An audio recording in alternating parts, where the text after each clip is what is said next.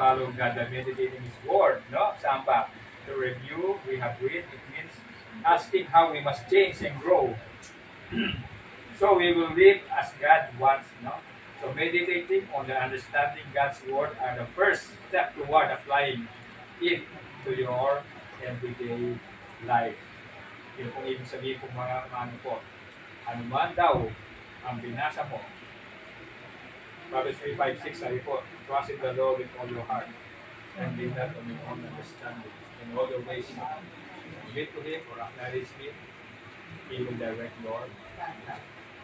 Meditate mo to, ano ibig sabihin ko, paano ma-apply ang Proverbs 3:5 sa buhay mo. Pinatwas ang Panginoon sa buhay mo. Pray ka, Lord, ano pong ibig sabihin dito? Trust in the Lord. Tingnan mo sa Bible, ano ibig sabihin? Tingnan mo yung trust. Lalabas, napakadami pong mga verses, puro trust yan. Pag di ka pa natutungan, ano ibig sabihin ng trust. Pero kailangan, you have to spend time meditating the trust.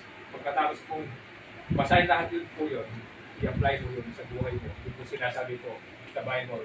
Pagdating po sa Psalms chapter 1 verse 2 kanina. Psalms 1 verse 2. It's the light in the law of the Lord. No? Pag delight ka, meditate in the law day and night. And then, verse 3, ikaw ay parang magiging puno na matatag kahit anuman daw. No? It shall be like a tree planted in the rivers of water that brings forth its fruit in its season, whose leaf shall not wither. Whatever she does, you're going to prosper. Ano nga daw po, ang season na yan.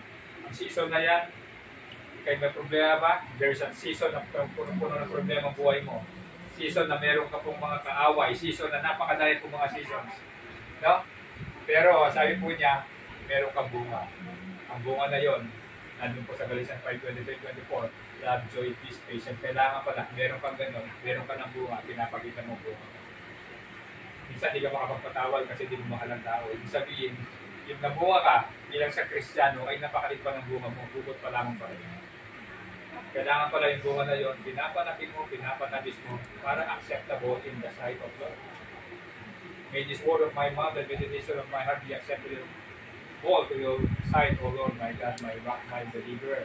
As I read sa Psalms 19, verse 4.